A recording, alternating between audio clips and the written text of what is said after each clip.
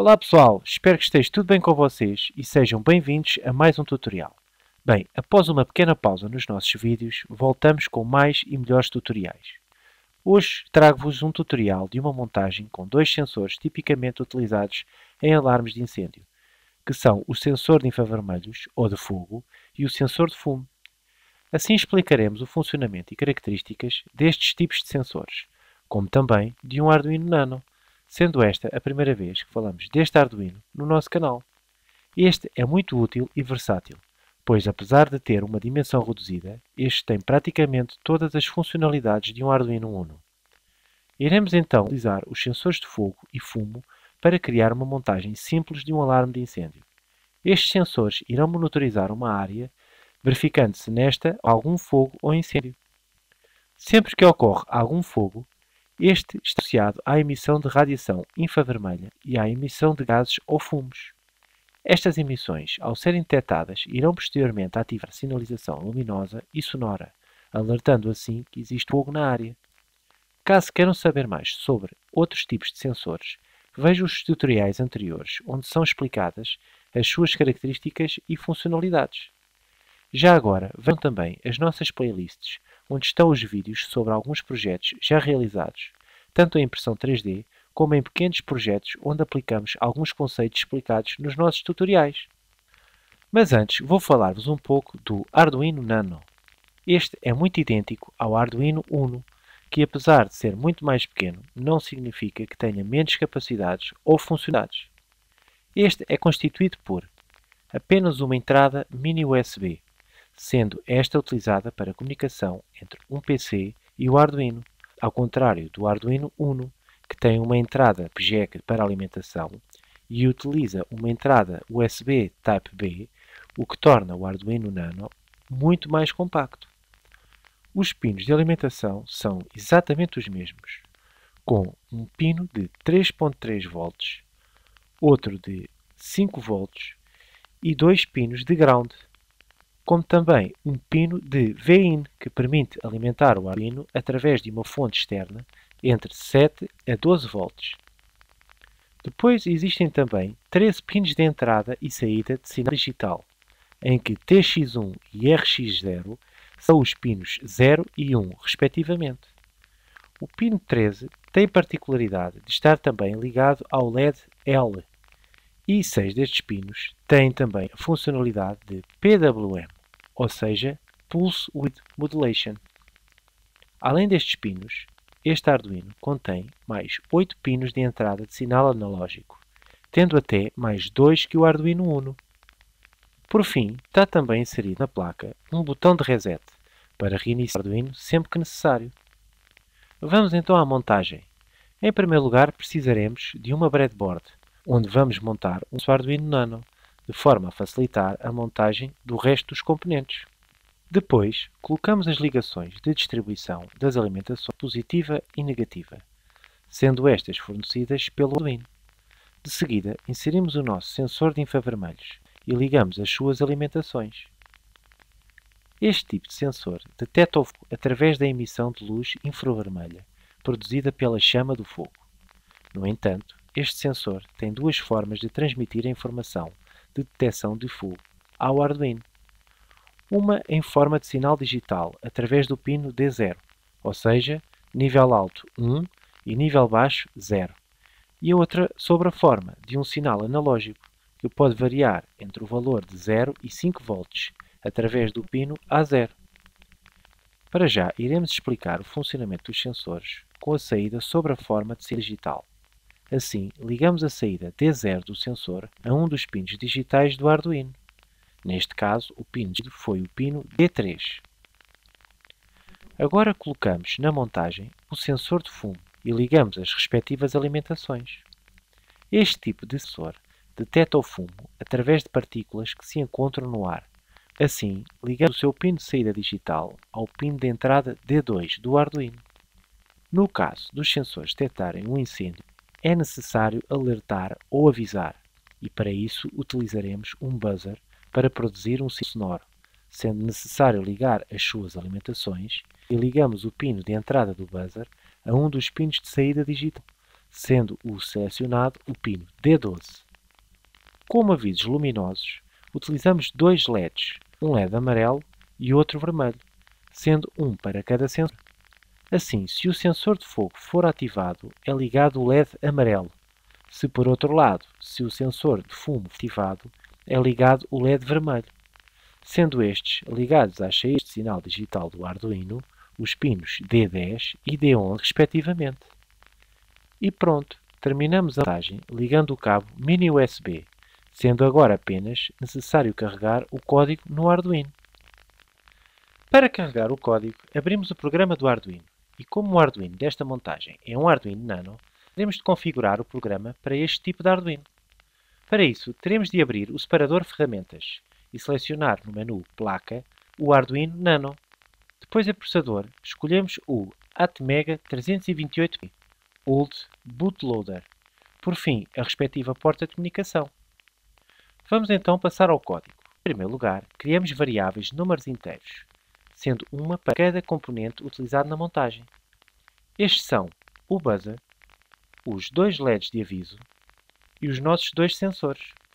Este passo é muito importante, pois permite alterar facilmente os pinos utilizados no Arduino.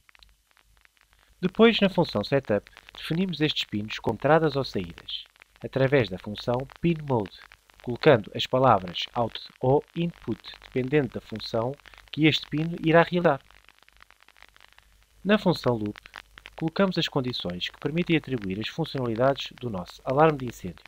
Em primeiro lugar, colocamos as condições relativas ao sensor de fogo, pois, caso este seja ativado, colocar a saída em Low. Sim, perceberam bem. Estes tipos de sensores, quando ativos, colocam a sua saída em nível baixo. Assim, quando a saída está em Low, o LED amarelo ficará ligado. Caso o sensor não detecte o fogo, o LED continuará desligado. Depois, colocamos a mesma condição, mas agora para o sensor de fumo.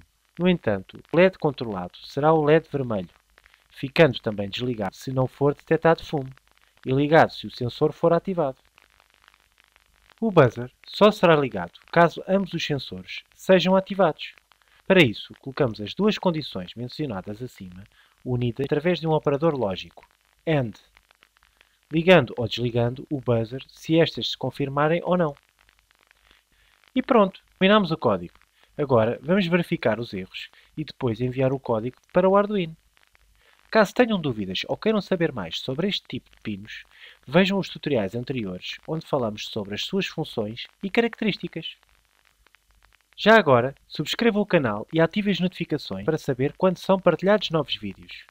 Deixem os vossos comentários e procurem-nos no Facebook, no Twitter e agora no Instagram, onde podem também colocar as vossas dúvidas e dar ideias para novos tutoriais.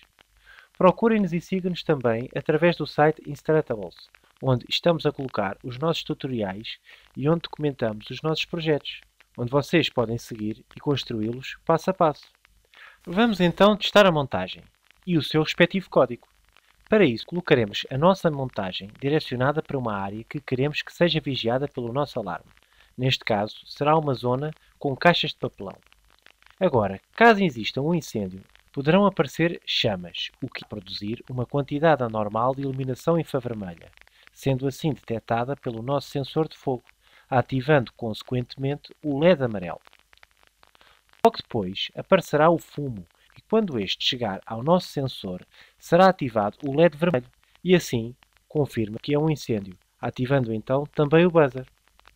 Este último só será ligado caso existam estas duas condições, pois, como sabemos, podem existir situações em que só existe na área fumo e não emissões de infravermelhos e vice-versa, por exemplo, se alguém estiver a fumar ou alguém acender uma vela na área, o que poderá ativar o buzzer, tornando assim menos precisa a montagem.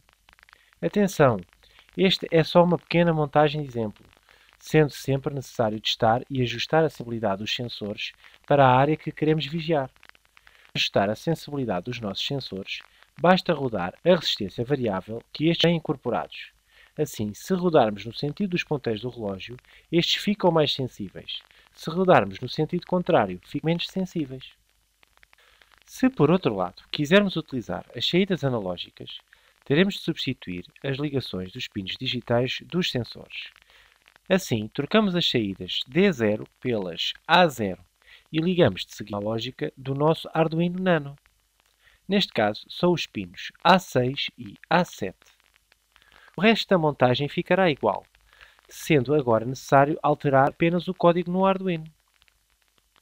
O código de utilização dos pinos analógicos tem algumas diferenças em relação ao anterior.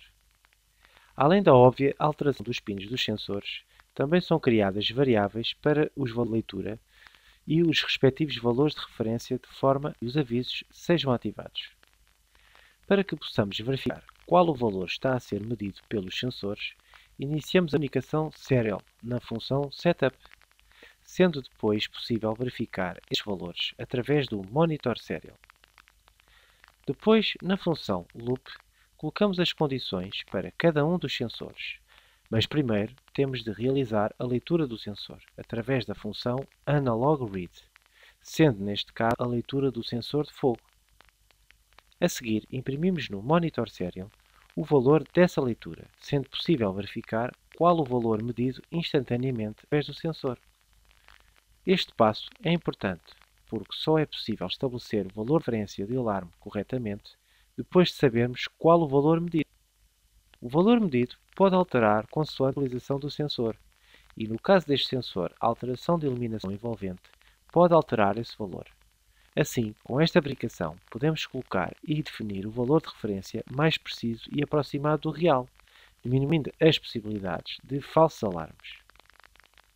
A condição para ativar o alarme será a comparação da leitura dos sensores e o valor de referência estabelecido por nós, ativando os LEDs ou o buzzer, consoante se confirma ou não as condições estabelecidas. As vantagens da utilização dos pinos analógicos, como referido anteriormente, são a precisão e monitorização instantânea dos valores medidos pelos sensores. Se possível estabelecer valores de referência, tanto dos infravermelhos como os valores de fumo ou poeiras dessa área, diminuindo assim a possibilidade de alarmes falsos, como também abre a possibilidade de criar projetos de monitorização em tempo real, ou também nos muito falados projetos IoT, sendo possível, nestes casos, alterar até os valores de referência através de aplicações para smartphone. Bem, espero que tenham gostado do vídeo. Se sim, não esqueçam de fazer o like. Procurem-nos na nossa página no Facebook ou no Twitter e agora também no Instagram.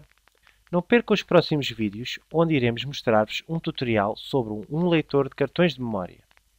E já agora, sigam-nos também no Instratables, pois lá estão descritos mais pormenorizadamente este e outros projetos. Um abraço aqui do TAS para todos vocês e até ao próximo vídeo. Tchau!